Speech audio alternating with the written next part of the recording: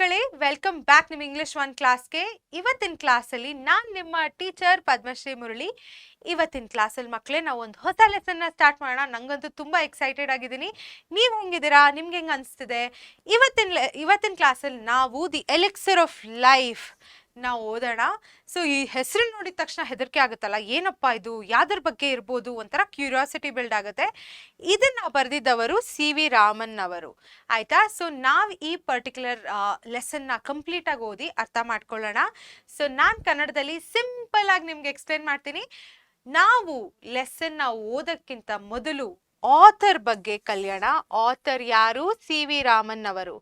CV Raman ಅವರಿಗೆ Nobel prize ಕೊಟ್ಟಿದ್ದಾರೆ for his Discovery of Raman effect. ಇದನ್ನ 1930 ಅವರು ಅವ್ರಿಗೆ ಆನರ್ ಮಾಡಿದ್ದು.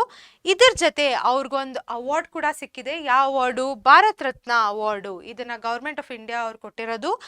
ಪ್ಲಸ್ ಇದ್ರ ಜೊತೆ ಅವ್ರಿಗೆ ಸೋವಿಯತ್ ಯೂನಿಯನ್ ಇದೆ ಅಲ್ಲ, ಅವರು ಇವರಿಗೆ ಇಂಟರ್ನ್ಯಾಷನಲ್ ಲೆನಿನ್ ಪ್ರೈಸ್ನ ಕೊಟ್ಟಿದ್ದಾರೆ 1957 ಸೊ ನೀವು ಇವರ ಸ್ಪೆಲ್ಲಿಂಗ್, ಹೆಸರಿನ ಸ್ಪೆಲ್ಲಿಂಗು ಮತ್ತೆ ಲೆಸನ್ನ ಸ್ಪೆಲ್ಲಿಂಗ್ನ ಖಂಡಿತ ಪ್ರಾಕ್ಟೀಸ್ ಮಾಡಿ. ಬಿಕಾಸ್ ನಿಮ್ಮ ರೆಫರೆನ್ಸ್ ಟು ಕಾಂಟೆಕ್ಸ್ಟ್ ಕ್ವೆಶನ್ ಅಲ್ಲಿ ಇದನ್ನ ನೀವು ಬರಿಬೇಕು.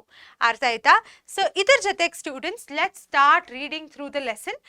ನಿಮ್ಮ ಹತ್ರ ಟೆಕ್ಸ್ಟ್ ಬುಕ್ ಇದ್ರೆ ಖಂಡಿತ ಈ ಲೆಸನ್ ಪೇಜ್ಗೆ ತಿರುಗಿಸ್ಕೊಳ್ಳಿ. ಇಲ್ಲ ಅಂದ್ರೆ ಏನು ಟೆನ್ಷನ್ ಇಲ್ಲ, ನಾನು ಎಲ್ಲ ಪ್ಯಾರಾಗ್ರಾಫ್ಸ್ನ ತೋರಿಸಿ ನಿಮಗೆ ಎಕ್ಸ್ಪ್ಲೇನ್ ಮಾಡ್ತೀನಿ. ಅರ್ಥ ಆಯ್ತಾ? ಸೊ ಇವಾಗ ಫಸ್ಟ್ ಪ್ಯಾರಾನ ಓದೋಣ. ಏನಿದೆ ಫಸ್ಟ್ ಪ್ಯಾರಾಲಿ? The search for elixir. Elixir ಅಂದ್ರೆ ಏನು ಅಂತ ಅವ್ರು ಫಸ್ಟ್ ಪ್ಯಾರಾಗ್ರಾಫ್ ಅಲ್ಲೇ ಹೇಳ್ಬಿಡ್ತಾರೆ. ನಾನು ಓದಿ ಎಕ್ಸ್ಪ್ಲೇನ್ ಮಾಡ್ತೀನಿ. ಸ್ಟಾರ್ಟ್ ಮಾಡೋಣ. 1. Man had through the ages sought in vain for an imaginary elixir of life. ತುಂಬಾ ವರ್ಷಗಳಿಂದ ಮನುಷ್ಯರೇನಿದ್ದಾರೆ ಅವರು ಈ ಇಮ್ಯಾಜಿನರಿ ಎಲಿಕ್ಸರ್ಗೋಸ್ಕರ ಹುಡುಕಾಟ ಮಾಡ್ತಾನೆ ಇದ್ದಾರೆ. ಎಲಿಕ್ಸರ್ ಅಂದ್ರೆ ಏನು? ಒಂದು ಲಿಕ್ವಿಡ್ ಸಬ್ಸ್ಟೆನ್ಸು. ಅದು ಒಂದು ನೀವು ನೀರ್ ತರ ಅಂತ ಹೇಳ್ಬೋದು. ಅದನ್ನ ನಾವು ಡಿವೈನ್ ಅಮೃತ ಅಂತ ಕರಿತೀವಿ. ಆಯ್ತಾ? ಅವ್ರು ಹೇಳ್ತಾರೆ the divine amrita to confer immortality. But the true elixir of life lies near our hands, for it is the commonest of all liquids, that is plain water. ಆಯ್ತಾ? ಸೊ ಅವ್ರಂತಾರೆ ನಾವು ಈ ಅಮೃತನ ಅಲ್ಲಿ ಇಲ್ಲಿ ಹುಡುಕ್ತಾ ಇದೀವಿ ಮನುಷ್ಯರಾದವರು, ಬಟ್ ನಾವು ಯಾವತ್ತೂ ರಿಯಲೈಸ್ ಮಾಡಿಲ್ಲ ಅದು ನಮ್ಮ ಹತ್ರನೇ ಇದೆ, ಅದೆಲ್ಲ ಕಡೆ ಇದೆ. ಏನು? ನೀರು, ಪ್ಲೇನ್ ವಾಟರ್. ಸೊ ಇದನ್ನ ನಿಮಗೆ ತುಂಬಾ ಕ್ವೆಶನ್ಸ್ ಕೇಳಿದ್ದಾರೆ, ಮಲ್ಟಿಪಲ್ ಚಾಯ್ಸ್ ಕ್ವೆಶನ್ ಕೇಳಿದ್ದಾರೆ, 1 ಮಾರ್ಕ್ ಕ್ವೆಶನ್ ಕೂಡ ಬರುತ್ತೆ. ಡಿವೈನ್ ಅಮೃತ ಅಂದ್ರೆ ಏನು? ಎಲಿಕ್ಸರ್ ಅಂದ್ರೆ ಏನು? ಎಲಿಕ್ಸರ್ ಅಂದ್ರೆ ಅವರು ಪ್ಲೇನ್ ವಾಟರ್ಗೆ ರೆಫರ್ ಮಾಡ್ತಾ ಇದ್ದಾರೆ. ನೀರಲ್ಲ, ಪ್ಲೇನ್ ವಾಟರ್. ಅರ್ಥ ಮಾಡ್ಕೊಳ್ಳಿ, ಪ್ಲೇನ್ ವಾಟರ್ ಏ ಆನ್ಸರ್ ಅದಕ್ಕೆ. ಆಯ್ತಾ? ಸೊ ಇದು important. So elixir of life ಏನು ಇಲ್ಲಿ ರೆಫರ್ ಮಾಡ್ತಿರೋದು ಅಂದ್ರೆ ಪ್ಲೇನ್ ವಾಟರು. ಆಯ್ತಾ? ನಾ ಹೇಳ್ದಂಗೆ plane water is what he is referring to. ಮುಂದರ್ಸೋಣ. ಇವಾಗ ಸೆಕೆಂಡ್ ಪ್ಯಾರಾಗ್ರಾಫ್ ಓದೋಣ. ಸೆಕೆಂಡ್ ಪ್ಯಾರಾಗ್ರಾಫ್ ಅಲ್ಲಿ ಅವರು ನೈಲ್ ರಿವರ್ ಬಗ್ಗೆ ಮಾತಾಡ್ತಾರೆ. ಇಲ್ಲಿ ನಿಮಗೆ ಕಾಣ್ತಿದೆ ಅಲ್ಲ ನೈಲ್ ರಿವರು, ಇದೇ ಎಕ್ಸ್ಪ್ಲನೇಷನ್ ಈ ಪರ್ಟಿಕ್ಯುಲರ್ ಪ್ಯಾರಾಗ್ರಾಫ್ಗೆ. ನಾವು ಓದ್ತಾ ಈ ಇಮೇಜ್ನ ರೆಫರ್ ಮಾಡ್ಕೊಂಡು ಹೇಳ್ತೀನಿ. So I remember one day standing on the line which separates the Libyan desert from the valley of the Nile in Egypt. ಅವರು ಒಂದಿನ ಇಲ್ಲೆಲ್ಲೋ ಲೈನ್ ಮಧ್ಯ ನಿಂತ್ಕೊಂಡು ನೋಡ್ತಾರೆ. ಈ ಪರ್ಟಿಕ್ಯುಲರ್ ರಿವರ್ ಏನಿದೆ ಇದನ್ನ ಡಿವೈಡ್ ಮಾಡುತ್ತೆ. ಒಂದ್ ಕಡೆ ಇದೆ ಏನು ಲಿಬಿಯನ್ ಡೆಸರ್ಟು, ಇನ್ನೊಂದ್ ಕಡೆ ನೈಲ್ ವ್ಯಾಲಿ ಇದೆ.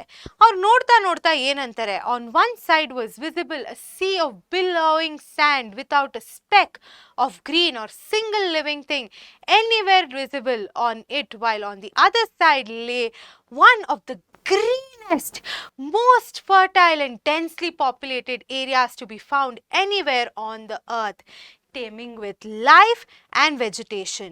ಆಯ್ತಾ? ಅವ್ರಂತಾರೆ ಬಿಲೋಯಿಂಗ್ ಅಂದ್ರೆ ಸ್ಟೂಡೆಂಟ್ಸ್ ಅದು spread over a large area. ಇಲ್ಲಿ ನೋಡ್ತಿರಲ್ಲ, ಇಲ್ಲಿ ಮರುಭೂಮಿ ಇದೆ ಅಲ್ಲ, ಇದು ತುಂಬಾ ದೊಡ್ಡ ಜಾಗದಲ್ಲಿ ಸ್ಪ್ರೆಡ್ ಆಗಿದೆ. ಇಲ್ಲಿ ಬರೀ ಮರಳಿದೆ, ಒಂದು ಚೂರು ವೆಜಿಟೇಷನ್ ಇಲ್ಲ, ಒಂದು ಪ್ಲಾಂಟ್ ಆಗಲಿ ಒಂದು ಹ್ಯೂಮನ್ ಬೀಯಿಂಗ್ಸ್ ಇರೋದಾಗ್ಲಿ ಏನೂ ಇಲ್ಲ ಅಲ್ಲ, ಇದು ಬರೀ ಪ್ಲೇನ್ ಆಗಿದೆ. ಆದ್ರೆ ಈ ಕಡೆ ನೋಡಿ, ಅವ್ರಂತಾರೆ ಈ ವ್ಯಾಲಿಲಿ ಅಷ್ಟು ಫರ್ಟೈಲ್ ಆಗಿದೆ, ಅಷ್ಟು ಜನಗಳಿದ್ದಾರೆ, ಮನೆಗಳಿದೆ, ಇದೇನದು ಅಷ್ಟು ಮರಗಳು ಗಿಡಗಳು ಎಲ್ಲ ಇವೆ ಅಂತ ಹೇಳ್ತಾ ಇದ್ದಾರೆ. ಈ ಡಿಫ್ರೆನ್ಸ್ ನ ನೋಡಿದಿರಾ? ಮಧ್ಯದಲ್ಲಿ ನದಿ ಇದೆ, ಆ ಕಡೆ ಫುಲ್ ವ್ಯಾಲಿ ಇದೆ, ಈ ಕಡೆ ಫುಲ್ ಡೆಸರ್ಟ್ ಇದೆ. ಎಷ್ಟು ಚೆನ್ನಾಗಿದೆ ಅಲ್ಲ ನೋಡಕ್ಕೆ.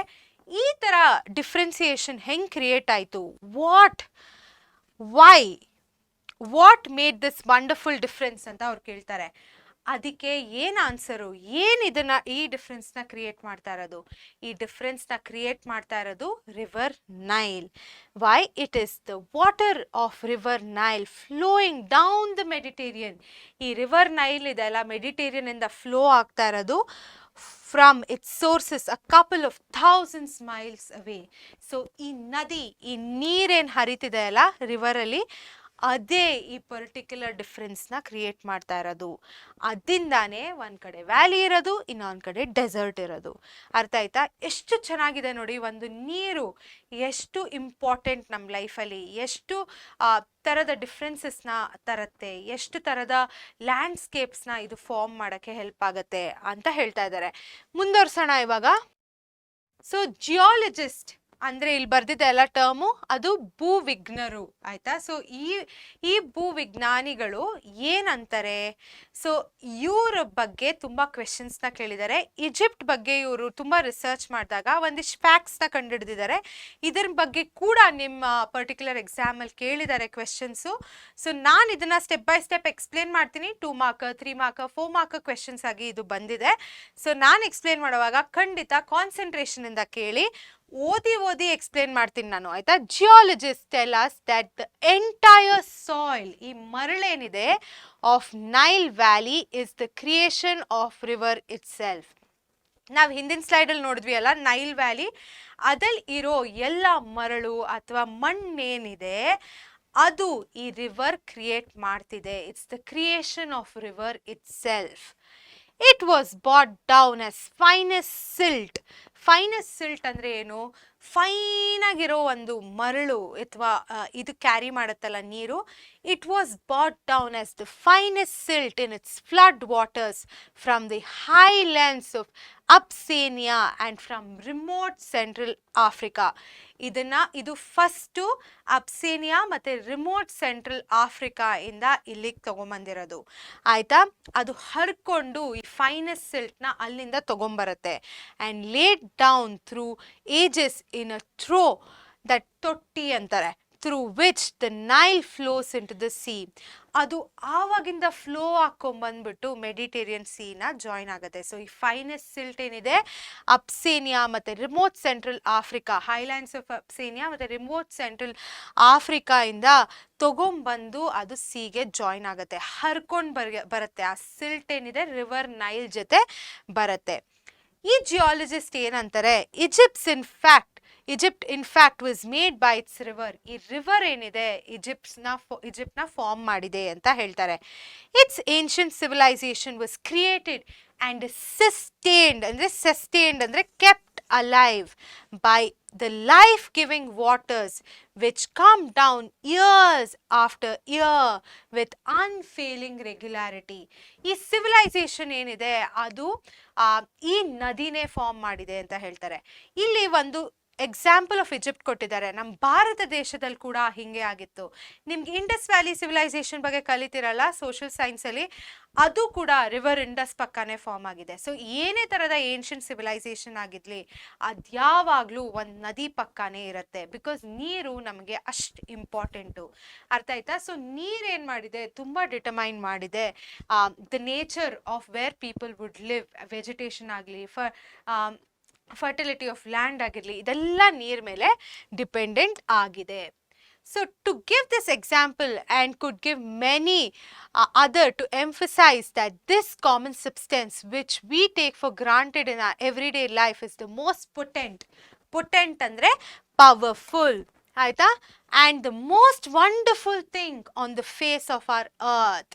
ಅವ್ರಂತಾರೆ, ನಾನು ಈ ಒಂದು ಎಕ್ಸಾಂಪಲ್ ಕೊಡ್ಬೋದು. ಇವಾಗ ಈಜಿಪ್ಟ್ ಬಗ್ಗೆ ಕೊಟ್ರಲ್ಲ, ಈಜಿಪ್ಟ್ ಹೆಂಗೆ ರಿವರ್ ನೈಲ್ ಹೆಂಗೆ ಈಜಿಪ್ಟ್ನ ಫಾರ್ಮ್ ಮಾಡ್ತು, ಅದರ ಏನ್ಷಿಯಂಟ್ ಸಿವಿಲೈಸೇಷನ್ ಹೆಂಗೆ ಪಕ್ಕದಲ್ಲೇ ಇತ್ತು, ಒಂದು ವ್ಯಾಲಿನ ಹೆಂಗೆ ಕ್ರಿಯೇಟ್ ಮಾಡುತ್ತೆ ಅಂತ ಎಕ್ಸಾಂಪಲ್ ಕೊಟ್ರಲ್ಲ, ಹಾಗೆ ನಮ್ಮ ಜೀವನದಲ್ಲಿ ಸುಮಾರು ಎಕ್ಸಾಂಪಲ್ ಇದೆ. ನಾನು ಇಂಡಸ್ ವ್ಯಾಲಿ ಸಿವಿಲೈಸೇಷನ್ ಬಗ್ಗೆ ಕೂಡ ಹೇಳಿದೆ. ಬಟ್ ಆದರೆ ನಾವು ಈ ನೀರನ್ನ ಎಷ್ಟು ಗ್ರಾಂಟೆಡ್ ಆಗಿ ತೊಗೊತೀವಿ. ನೀವು ಎಲ್ಲರೂ ಮಾಡಿರ್ತೀವಲ್ಲ, ಈ ನೀರು ಎಲ್ಲ ಹಂಗಿದ್ರೆ ಸುಮ್ಮನೆ ಚೆಲ್ಬಿಡ್ತೀವಿ, ಟ್ಯಾಪ್ ಓಪನ್ ಮಾಡಿ ಹಾಗೆ ಬಿಟ್ಬಿಡ್ತೀವಿ. ನಾವು ಯಾವತ್ತೂ ರಿಯಲೈಸ್ ಮಾಡಲ್ಲ ಈ ನೀರು ನಮ್ಗೆ ಎಷ್ಟು ಇಂಪಾರ್ಟೆಂಟು ಅಂತ. ಇದನ್ನ ಗ್ರಾಂಟೆಡ್ ಆಗಿ ತಗೊಂಡಿದ್ದೀವಿ ಅಂತ ಸಿ ವಿ ರಾಮನ್ ಅವರು ಹೇಳ್ತಾ ಇದ್ದಾರೆ. ಇದು ತುಂಬಾ ದೊಡ್ಡ ಪಾತ್ರವನ್ನು ನಿಭಾಯಿಸಿದೆ ಒಂದು ಅರ್ತ್ ಫ್ಯೂಚರ್ನ ಡಿಟರ್ಮೈನ್ ಮಾಡಕ್ಕೆ. ಅರ್ತ್ ಹೆಂಗಿದೆ ಅದನ್ನ ಡಿಟರ್ಮೈನ್ ಮಾಡಕ್ಕೆ. ನೀರಿಲ್ದರೆ ಏನೂ ಇರಲ್ಲ, ನಾವಿರಲ್ಲ, ಪಕ್ಷಿಗಳಿರಲ್ಲ, ಗಿಡಗಳಿರಲ್ಲ, ಮರಗಳಿರಲ್ಲ, ಯಾವುದೇ ಥರದ ಪ್ರಾಣಿಗಳು ಕೂಡ ಇರಲ್ಲ. And continues to play the leading role in the drama of life on the surface of Earth. ಇದು ಪರ್ಟಿಕ್ಯುಲರ್ ಪ್ಲಾನೆಟ್ ಇದೆಲ್ಲ, ಸರ್ಫೇಸ್ ಆಫ್ ಅವರ್ ಪ್ಲಾನೆಟ್, ಅದರಲ್ಲಿ ನಡೀತಿರೋ ಒಂದು ಕಾರ್ಯಕ್ರಮವನ್ನು ಡಿಟರ್ಮೈನ್ ಮಾಡೋದು ಯಾವುದು? ನೀರು. ನೀರಿಲ್ದರೆ ಏನೂ ಆಗಲ್ಲ, ಅಷ್ಟು ಇಂಪಾರ್ಟೆಂಟು. ಅದಕ್ಕೆ ಇದನ್ನ ಡಿವೈನ್ ಅಮೃತ ಅಂತ ಹೇಳ್ತಾರೆ. ಆಯ್ತಾ? ಇವಾಗ 5ನೇ ಪ್ಯಾರಾ ಓದೋಣ. There is nothing which adds so much to the beauty of countryside as water. ನೀವೊಂದು ಕಂಟ್ರಿ ಸೈಡ್ಗೆ ಹೋಗಿ, ಇಲ್ಲದ್ರೆ ಎಲ್ಲಾದರೂ ಹೋಗಿ, ನಿಮ್ಮ ಊರಿಗೆ ಹೋಗಿ, ಅಲ್ಲಿ ಏನಾದರೂ ನದಿ ಹರಿತಿದ್ರೆ, ಒಂದು ಹೊಳೆ ಹರಿತಿದ್ರೆ, ನಿಮ್ಗೆ ಅದು ನೋಡಿದಾಗ ಎಷ್ಟು ಖುಷಿ ಸಿಗುತ್ತೆ, ಎಷ್ಟು ಬ್ಯೂಟಿಫುಲ್ ಆಗಿ ಕಾಣುತ್ತೆ ಅಲ್ಲ. ನೀರು ಆ್ಯಡ್ ಮಾಡುವಂಥ ಬ್ಯೂಟಿನ ನೀವು ಎಲ್ಲೂ ಸಿಗೋಕ್ಕೆ ಚಾನ್ಸೇ ಇಲ್ಲ. Be it just a little stream trickling over the rocks or a little pond by the wayside where the cattle quench their thirst of an evening. ಒಂದು ಹೊಳೆ ಹರಿಯುವಾಗ ಹೋಗಿ ಒಂದು ಬಂಡೆಗೆ ಟಚ್ ಆದಾಗ ನೋಡೋ ದೃಶ್ಯ ಎಷ್ಟು ಸುಂದರವಾಗಿರುತ್ತಲ್ಲ. ಹಾಗೆ ಸಾಯಂಕಾಲದೊತ್ತು ಒಂದು ಕ್ಯಾಟಲ್ಲು ಅದನ್ನ ನೀರು ಕುಡ್ಕೊಂಡು ಅದ್ರ ಬಾಯಾರಿಕೆನ ಸ್ಯಾಟಿಸ್ಫೈ ಮಾಡ್ಕೊಳ್ಳುತ್ತಲ್ಲ, ಆ ದೃಶ್ಯ ನೋಡೋದಕ್ಕೆ ಎಷ್ಟು ಅದ್ಭುತವಾಗಿರುತ್ತೆ. ಇದನ್ನ ಹೇಳ್ತಾ ಇದ್ದಾರೆ ಸಿ ವಿ ರಾಮನ್ ಅವರು. The rain-fed tanks that are so common in South India, alas, often so sadly neglected in their maintenance, are a cheering sight when they are full. They are of course shallow, but this is less evident since the water is silt-laden and throws the light back and the bottom does not therefore show up. ಈ particular image ನೋಡ್ತಿದ್ದೀರಲ್ಲ ನೀವಿಲ್ಲಿ, ಇಲ್ಲಿ ನಾನು ಒಂದು rain Fed ಟ್ಯಾಂಕ್ನ ಹಾಕಿದ್ದೀನಿ. So ಈ ಥರ tanks ನಿಮಗೆ south ಇಂಡಿಯಾಲಿ ತುಂಬ ಕಡೆ ಸಿಗುತ್ತೆ. ನೀವು ಇವಾಗ ಹೋಗ್ತಿರೋವಾಗ ಒಂದು ಅಗ್ರಿಕಲ್ಚರಲ್ ಲ್ಯಾಂಡ್ ಇದ್ರೆ ಅಲ್ಲಿ ನೀವು ನೋಡ್ತೀರಾ ಈ ಥರ ಸ್ವಲ್ಪ ದೊಡ್ಡ ಪ್ಲೇಸಸ್ ಇರುತ್ತೆ, ರೇನ್ ವಾಟರ್ನ ಕಲೆಕ್ಟ್ ಮಾಡಿಟ್ಟಿರ್ತಾರೆ ಅಲ್ವಾ. ಅಲ್ಲಿ ನೀವು ನೋಡಿದಾಗ ಅದನ್ನ ತುಂಬ ಡೀಪ್ ಇದೆ ಅಂತ ಅನ್ಸುತ್ತೆ, ಅದು ಡೀಪ್ ಇರಲ್ಲ, ಶಾಲೋ ಇರುತ್ತೆ. ಆ್ಯಂಡ್ ಅಷ್ಟು ಡೀಪ್ ಇಲ್ದಿರೋ ನಮ್ಗೆ ಯಾಕೆ ಆ ಥರ ಅನಿಸುತ್ತೆ? ಬಿಕಾಸ್ ಅದಲ್ಲಿ ಸಿಲ್ಟ್ ಕಂಟೆಂಟ್ ಇರುತ್ತೆ. ಆ ಸಿಲ್ಟ್ ಕಂಟೆಂಟ್ ಇರುತ್ತಲ್ಲ, ಅದರಿಂದ ಅದ್ರ ಲೈಟ್ ಏನಿರುತ್ತೆ, ಏನೇ ಲೈಟ್ ಅದ್ರ ಮೇಲೆ ಬಿದ್ರೂ ಅದು ರಿಫ್ಲೆಕ್ಟ್ ಮಾಡುತ್ತೆ. It throws it back. ಆಯಿತಾ? ಸೊ ಇವಾಗ ಬೆಳಗ್ಗೆ ಸೂರ್ಯ ಇರ್ತಿದ್ರೆ ಸೂರ್ಯನ ಬೆಳಕು ಅದು ವಾಪಸ್ ಥ್ರೋ ಮಾಡುತ್ತೆ, ಅದರಿಂದ ಎಷ್ಟು ಬ್ಯೂಟಿಫುಲ್ ಆಗಿ ಕಾಣುತ್ತೆ. ಬಟ್ ಸಿ ವಿ ರಾಮನ್ ಅವರು ಇದು ಕೂಡ ಹೇಳ್ತಾರೆ, ಇದನ್ನು ಕರೆಕ್ಟಾಗಿ ಮೇಂಟೈನೇ ಮಾಡಿಲ್ಲ. ನೀವು ನೋಡಿರ್ಬೋದು ಎಷ್ಟೊಂದು ಕಡೆ ಇದು ಒಣಗೋಗಿರುತ್ತೆ, ಇಲ್ಲದ್ರೆ ಎಷ್ಟೊಂದು ಕಡೆ ಇದನ್ನು ನಾವು ಕರೆಕ್ಟಾಗಿ ಕನ್ಸ್ಟ್ರಕ್ಟ್ ಮಾಡಿರಲ್ಲ, ಪ್ಲೇಸಸ್ ಕರೆಕ್ಟಾಗಿ ಮೇಂಟೈನ್ ಮಾಡಿರಲ್ಲ. ಬಟ್ ರೇನ್ ಫೆಡ್ ಟ್ಯಾಂಕ್ಸ್ ಏನಿದೆ ಅದು ತುಂಬ ಇಂಪಾರ್ಟೆಂಟ್ ನಮ್ಮ ಸೌತ್ ಇಂಡಿಯನ್ ಅಗ್ರಿಕಲ್ಚರ್ಗೆ. ನೀವು ತುಂಬ ಕಡೆ ಇದನ್ನು ನೋಡಿರ್ತೀರಾ. ಇದನ್ನು ಅವ್ರು ಎಕ್ಸ್ಪ್ಲೇನ್ ಮಾಡ್ತಾರೆ. ನೀವು ಇದನ್ನ ಹೇಳ್ದಂಗೆ ಈ ಟ್ಯಾಂಕ್ ನೋಡಿ ಹೆಂಗೆ ಈ ಪರ್ಟಿಕ್ಯುಲರ್ ಇದಿದೆಯಲ್ಲ ನೀರು ಇಲ್ಲಿರೋದು ರಿಫ್ಲೆಕ್ಟ್ ಮಾಡ್ತಾ ಇದೆ, ಯಾಕೆ? ಅದರಲ್ಲಿ ಸಿಲ್ಟ್ ಕಂಟೆಂಟ್ ಇದೆ. These tanks play a vital role in South Indian agriculture. Some of these tanks are surprisingly large. ಸ್ವಲ್ಪ ಥರದ ಈ ಟ್ಯಾಂಕ್ಸ್ ಏನಿದೆ ತುಂಬ ದೊಡ್ಡದಾಗಿರುತ್ತೆ. And it's beautiful sight to see the sunrise or set over one of them. ಇಲ್ಲಿ ನಾನು ತೋರಿಸ್ದಂಗೆ ಇಲ್ಲಿ ಸನ್ rice ತೋರಿಸಿದ್ದೀನಿ, but ಅದ್ರ ಮೇಲೆ ಸೆಟ್ ಆಗೋದು ನೋಡೋಕ್ಕೂ ಕೂಡ ಕಣ್ಣಿಗೆ ಎಷ್ಟು ಚೆನ್ನಾಗಿ ಅನ್ಸುತ್ತೆ, ಎಷ್ಟು ಬ್ಯೂಟಿಫುಲ್ ಆಗಿದೆ ಅಂತ ಹೇಳ್ತಾರೆ. Water in a landscape may be compared to the eyes in a human face. ಇಲ್ಲಿ ಇದು ತುಂಬ ಇಂಪಾರ್ಟೆಂಟು. ಈ ಪಾರ್ಟಿಂದ ನಿಮಗೆ ತುಂಬ ಕ್ವೆಶನ್ಸ್ನ ಕೇಳಿದ್ದಾರೆ. ಯಾಕೆ ಅವರು ಹ್ಯೂಮನ್ ಐಗೆ ಕಂಪೇರ್ ಮಾಡ್ತಾರೆ ಒಂದು ರೇನ್ ಫೆಡ್ ಟ್ಯಾಂಕಲ್ಲಿರೋ ನೀರನ್ನ ಅಂತ ಕೇಳ್ತಾರೆ. ಆನ್ಸರ್ ಏನಕ್ಕಂದರೆ ಅದು ಇಟ್ ರಿಫ್ಲೆಕ್ಟ್ಸ್ ದ ಮೂಡ್. ಮೇಲ್ಗಡೆ ಏನಾದರೂ ತುಂಬ ಸೂರ್ಯ ಇದ್ದರೆ, ತುಂಬ ಚೆನ್ನಾಗಿದ್ರೆ, ಕ್ಲೌಡ್ಸ್ ಎಲ್ಲ ಫ್ರೀ ಆಗಿದ್ರೆ ಅದೇ ನೀರು ರಿಫ್ಲೆಕ್ಟ್ ಮಾಡುತ್ತೆ. ಅದೇ ತುಂಬ ಮೋಡ ಇದ್ದರೆ ಮೋಡನ ಇದು ರಿಫ್ಲೆಕ್ಟ್ ಮಾಡುತ್ತೆ. ಬೀಯಿಂಗ್ ಬ್ರೈಟ್ ಆ್ಯಂಡ್ ಗೇ ಅಂದರೆ happy when the sun shine ಆದಾಗ ಸನ್ನು ಇದು ತುಂಬ ಖುಷಿಯಾಗಿ ಬ್ರೈಟಾಗಿ ಕಾಣುತ್ತೆ. ಅದೇ turning to dark and gloomy when the sky is overcast ಅಂದರೆ ತುಂಬ ಮೋಡ ಇದ್ದಾಗ ಇದು ಗ್ಲೂಮಿ ಆ್ಯಂಡ್ ಒಂಥರ ಸ್ಯಾಡ್ ಆಗಿ ಡಾರ್ಕ್ ಆಗಿ ಕಾಣುತ್ತೆ. ಸೊ ಏನೇ ಮೂಡು ನಮ್ಮ ಆಕಾಶದಲ್ಲಿ ಕಾಣುತ್ತೋ ಈ ನೀರು ಅದನ್ನೇ ರಿಫ್ಲೆಕ್ಟ್ ಮಾಡುತ್ತೆ. ಅದಕ್ಕೆ ಇದನ್ನ ಹ್ಯೂಮನ್ ಐಗೆ ಕಂಪೇರ್ ಮಾಡ್ತಾರೆ ಸಿ ವಿ ರಾಮನ್ ಅವರು. ಸೊ ಈ ಪರ್ಟಿಕ್ಯುಲರ್ ನೀರಲ್ಲಿರೋ ಪ್ರಾಪರ್ಟೀಸ್ನ ಎಕ್ಸ್ಪ್ಲೇನ್ ಮಾಡ್ತಾರೆ 6ನೇ ಪ್ಯಾರಾಗ್ರಾಫಲ್ಲಿ. ನಾನು ಇದನ್ನು ನಿಧಾನಕ್ಕೆ ಓದಿ ಎಕ್ಸ್ಪ್ಲೇನ್ ಮಾಡ್ತೀನಿ, ಬಿಕಾಸ್ ಇದೊಂದು ಸ್ವಲ್ಪ ನಿಮಗೆ ಕಾಂಪ್ಲೆಕ್ಸ್ ಅನಿಸ್ಬೋದು. ಆಯಿತಾ? ಸೊ ಸ್ಟಾರ್ಟ್ ಮಾಡೋಣ.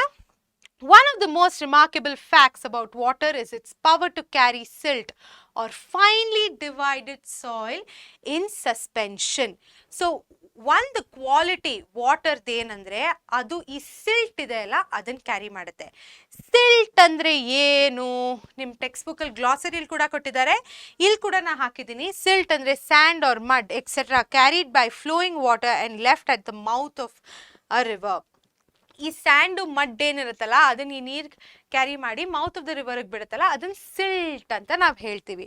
R finely divided soil in the suspension. Suspension ಅಂದರೆ state of water with very small particles of sand and other particles. So ಈ ನೀರು ಚಿಕ್ಕ ಚಿಕ್ಕ ಪಾರ್ಟಿಕಲ್ ಆಫ್ ಸ್ಯಾಂಡ್ನ ಕ್ಯಾರಿ ಮಾಡುತ್ತಲ್ಲ ಅದನ್ನು ನಾವು ಡಿವೈಡೆಡ್ ಸಾಯಿಲ್ ಇನ್ ಸಸ್ಪೆನ್ಷನ್ ಅಂತ ಹೇಳ್ಬೋದು. This is the origin of characteristic colour of water in rain fed thanks.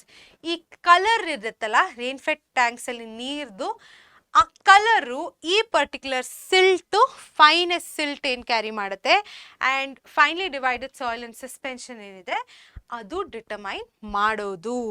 This colour varies with the nature of earth.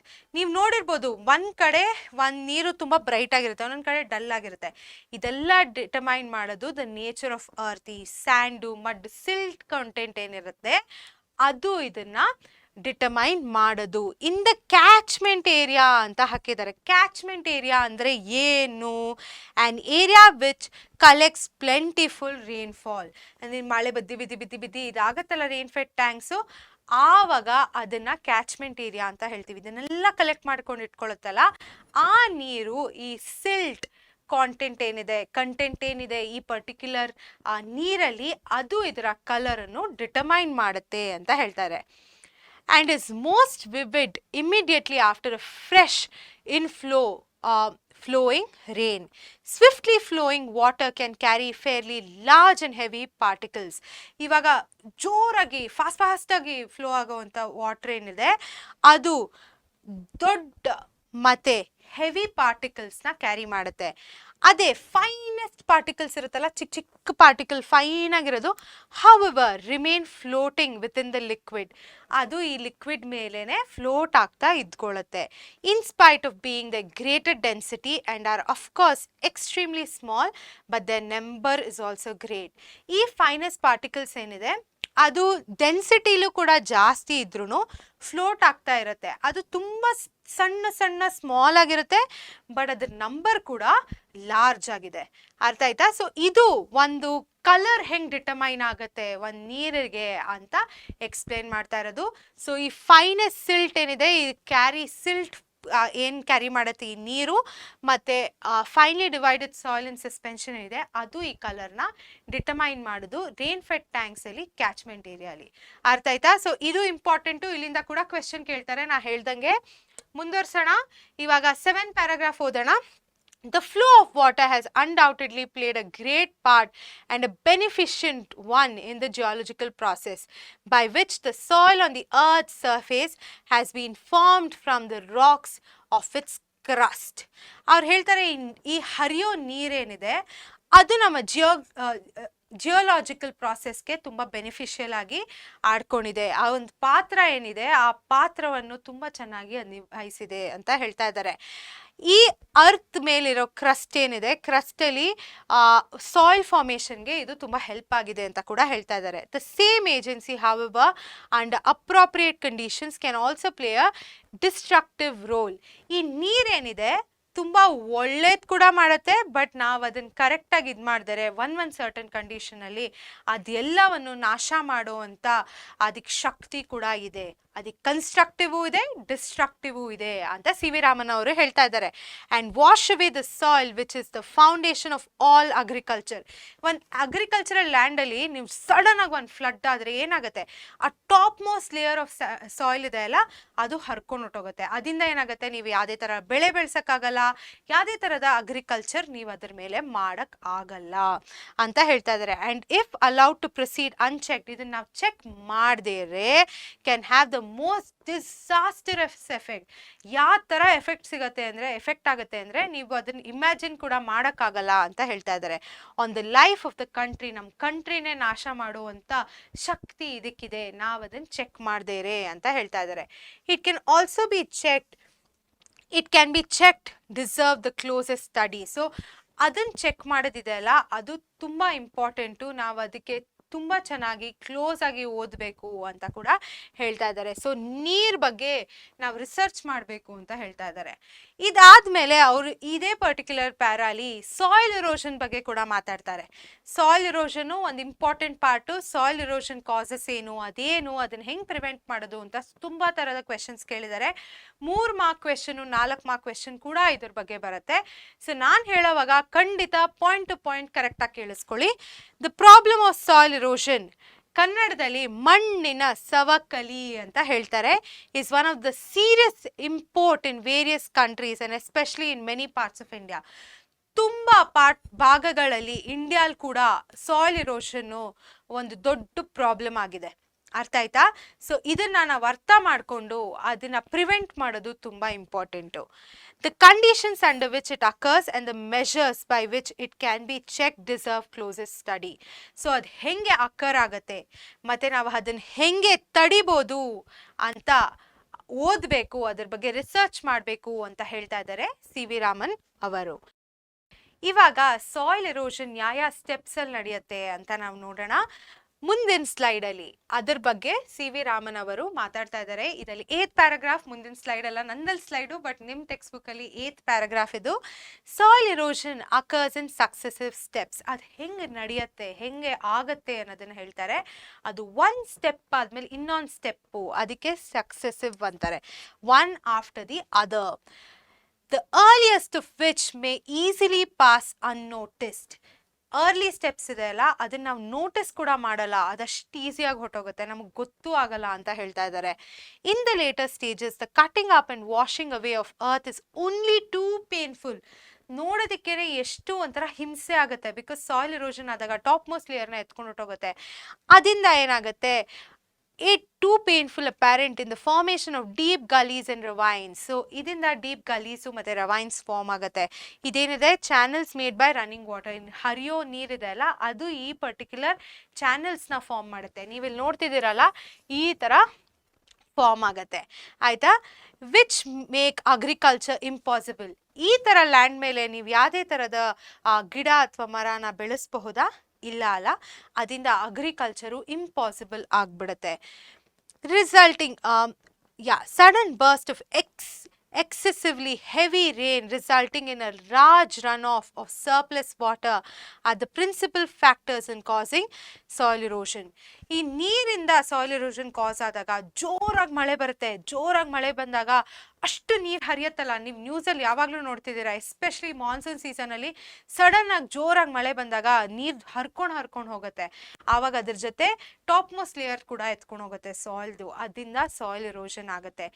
ಇದೇನಿದೆ principal factor of soil ಇರೋಷನ್, ಇದನ್ನ ಖಂಡಿತ ಜ್ಞಾಪಕ ಇಟ್ಕೊಳ್ಳಿ, ನಿಮ್ಮ ಆನ್ಸರಲ್ಲಿ ಎಕ್ಸಾಮಲ್ಲಿ ಬರೀಬೇಕು. Heavy rainfall that is resulting in large runoff of surplus water are the principal cause factors in causing soil erosion.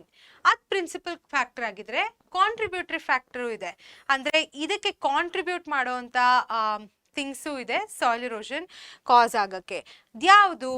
Slope of the land. ನಿಮ್ಮ land ಯಾವಾಗ slope ಆಗಿರುತ್ತಲ್ಲ, ಆವಾಗ removal of natural protective coat of vegetation. ನಿಮ್ದು ವೆಜಿಟೇಷನ್ಗೆ ಏನಿದೆ ಒಂದು natural protective coat ಇರುತ್ತೆ, ಅದನ್ನು ತೆಗೆದಾಗ, ಸೊ ಸ್ಲೋಪ್ ಆಫ್ ಲ್ಯಾಂಡ್ ಒಂದು first contributory cause. Removal of natural protective coat of vegetation ಏನಿದೆ ಅದು ಸೆಕೆಂಡ್ ಪರ್ಟಿಕ್ಯುಲರ್ contributory cause.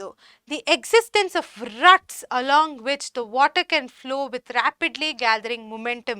ಅಂದರೆ ruts ಅಂದರೆ ಡೀಪ್ ಪಾತ್ಸ್ ಇರುತ್ತೆ, ಅದರಲ್ಲಿ ಹೆಂಗೆ ಈ ನೀರು ಹರ್ಕೊಂಡು ಫಾಸ್ಟಾಗಿ ಹೋಗುತ್ತಲ್ಲ, ಮೊಮೆಂಟಮ್ ಅಂದರೆ ಒಂದು ಸ್ಪೀಡಲ್ಲಿ ಹೋಗುತ್ತದು, ಅದು ಕೂಡ ಇದು ಥರ್ಡ್ ಕಾಸು ಇದನ್ನ ಸಾಯಿಲ್ ಇರೋಷನ್ನ ಕಾಸ್ ಮಾಡ್ಬೋದು, ಕಾಂಟ್ರಿಬ್ಯೂಟ್ ಮಾಡುತ್ತೆ ಸಾಯಿಲ್ ಇರೋಷನ್ಗೆ. And the absence of any checks in the flow.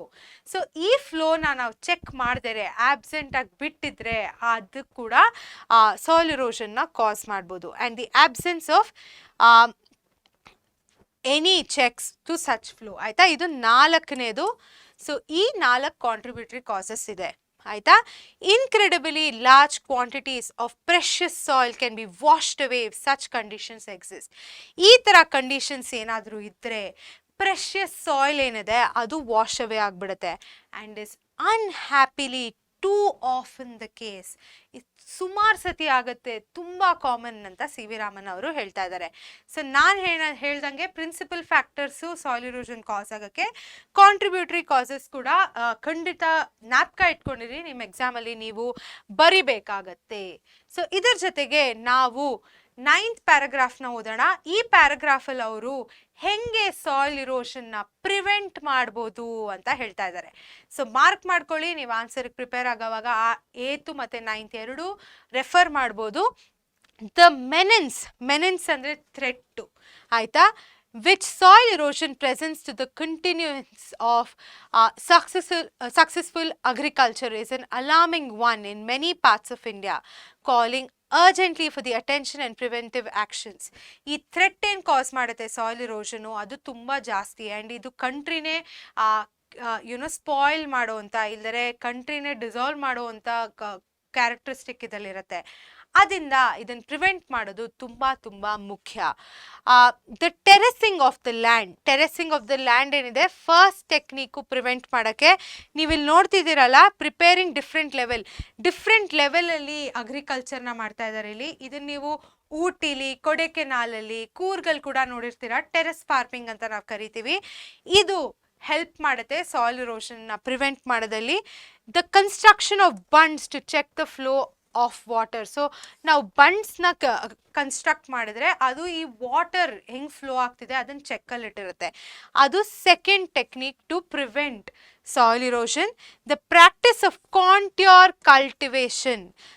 Cultivation ಅಂದರೆ cultivation along the same level of elevation to prevent erosion ಅಲ್ಲ. ಸೊ ಇದು ಒಂದೇ ಲೆವೆಲ್ ಅಲ್ಲಿ ಅಗ್ರಿಕಲ್ಚರ್ನ ಮಾಡೋದು. Practice of contour cultivation and planting of appropriate types of vegetation. Contour cultivation ಇದೆ, ಅದು 3ನೇದು. Planting of appropriate types of vegetation 4ನೇದು. ನಾನು ಈ ಬೆಂಗಳೂರಲ್ಲಿ ಕಾಫಿನ ಬೆಳಿತೀನಿ ಅಂದರೆ ಆಗತ್ತಾ? ಇಲ್ಲ ಅಲ್ಲ, ಅದು ಸರಿಗೆ ಬೆಳೆಯೋದು ಕೂಡ ಇಲ್ಲ. ಆ ಜಾಗದಲ್ಲಿ ಆ ಸಾಯಿಲು ಯಾವ ಕಲ್ಟಿವೇಶನ್ನ ಸಪೋರ್ಟ್ ಮಾಡುತ್ತೆ, ಯಾವ ಅಗ್ರಿಕಲ್ಚರ್ನ ಸಪೋರ್ಟ್ ಮಾಡುತ್ತೆ, ಅದೇ ವೆಜಿಟೇಷನ್ನ ನಾವಲ್ಲಿ ಬೆಳಿಬೇಕು. ಇವಾಗ ನಾವು ಊಟಿಲಿ ಕಾಫಿ ಆಗಿರಲಿ, ಟೀ ಆಗಿರಲಿ, ಅದೆಲ್ಲ ಅಲ್ಲಿ ಜಾಸ್ತಿ ಇದೆ. ನಾ ಅದನ್ನೇ ಬೆಂಗಳೂರಲ್ಲಿ ಬೆಳಿತೀನಿ ಅಂದರೆ ಆಗಲ್ಲ. ಅಕಸ್ಮಾತ್ ಬೆಳೆದ್ರೂ ಕೂಡ ಸಾಯಿಲ್ ಇರೋಷನ್ ಆಗೋಕ್ಕೆ ಜಾಸ್ತಿ ಚಾನ್ಸಸ್ ಇರುತ್ತೆ. ಸೊ ಅದಕ್ಕೆ ನಾವು ಆ ಪರ್ಟಿಕ್ಯುಲರ್ ಜಾಗದಲ್ಲಿ ಅದು ಯಾವ ಥರ ವೆಜಿಟೇಷನ್ನ ಸಪೋರ್ಟ್ ಮಾಡುತ್ತೆ ಅದೇ ವೆಜಿಟೇಷನ್ನ ಬೆಳೆಸಬೇಕು ಅಂತ ಹೇಳ್ತಾ ಇದ್ದಾರೆ. ಅದು ಮಾಡಿದ್ರೆ ನಾವು ಸಾಯಿಲ್ ಇರೋಷನ್ನ ಪ್ರಿವೆಂಟ್ ಮಾಡ್ಬೋದು. ಸೊ ಈ 4 ಏನಿದೆ ಅದು ಈ ವೆಜಿಟೇಷನ್ನು ಮತ್ತು ಸಾಯಿಲ್ ಇರೋಷನ್ನ ಕಂಟ್ರೋಲ್ ಮಾಡೋಕ್ಕೆ, ಪ್ರಿವೆಂಟ್ ಮಾಡೋಕ್ಕೆ ಹೆಲ್ಪ್ ಆಗುತ್ತೆ ಅಂತ ಹೇಳ್ತಾ ಇದ್ದಾರೆ. ಸೊ ಹೇಳ್ದಂಗೆ 9ನೇ ಪ್ಯಾರಾಗ್ರಾಫಲ್ಲಿ preventive measures to avoid soil ಇರೋಷನ್ನ ಡಿಸ್ಕಸ್ ಮಾಡಿದ್ದಾರೆ ಸಿ ವಿ ರಾಮನ್ ಅವರು. ಮುಂದುವರ್ಸೋಣ. It is obvious that the aim should be to check the flow of water. ಏನೇ ಆಗಿರಲಿ, ನೀರು ಹರಿಯುವ ಫ್ಲೋನ ಅದನ್ನು ಕಾನ್ಸ್ಟೆಂಟಾಗಿ ನಾವು ಚೆಕ್ ಮಾಡಬೇಕು at the earliest possible stage. ಎಷ್ಟು ಬೇಗ ಆಗುತ್ತೋ ಅಷ್ಟು ಬೇಗ, before it has acquired any appreciable momentum and correspondingly large destructive power. ಅದು ಯಾವಾಗ ತುಂಬ ಮೊಮೆಂಟಮ್ ಹಿಡ್ಕೊಂಡ್ಬಿಟ್ಟಿರುತ್ತೆ, ಸ್ಪೀಡ್ ಇಟ್ಕೊಳ್ಳೋಕ್ಕಿಂತ ಮುಂಚೆ, ಅದು ಡಿಸ್ಟ್ರಕ್ಟಿವ್ ಪವರ್ಗೆ ಬರೋಕ್ಕಿಂತ ಮುಂಚೆ ನಾವು ಈ ಫ್ಲೋ ಆಫ್ ವಾಟರ್ನ ಚೆಕ್ಕಲ್ಲಿ ಇಟ್ಕೊಂಡಿರ್ಬೇಕು ಅಂತ ಸಿ ವಿ ರಾಮನ್ ಅವರು ಹೇಳ್ತಾ ಇದ್ದಾರೆ. ಸೊ ಅದು ನಾವು ಯಾವಾಗಲೂ ಮಾಡಬೇಕು. ಇವಾಗ 10ನೇ ಪ್ಯಾರಾಗ್ರಾಫಲ್ಲಿ ಅವರು ವಾಟರ್ ಬಗ್ಗೆ ಮಾತಾಡ್ತಾ ಇದ್ದಾರೆ. Water is the basis of all life. ನಮ್ಮ ಜೀವನಕ್ಕೆ ಅದು ಒಂದು ಇಂಪಾರ್ಟೆಂಟ್ ಭಾಗ.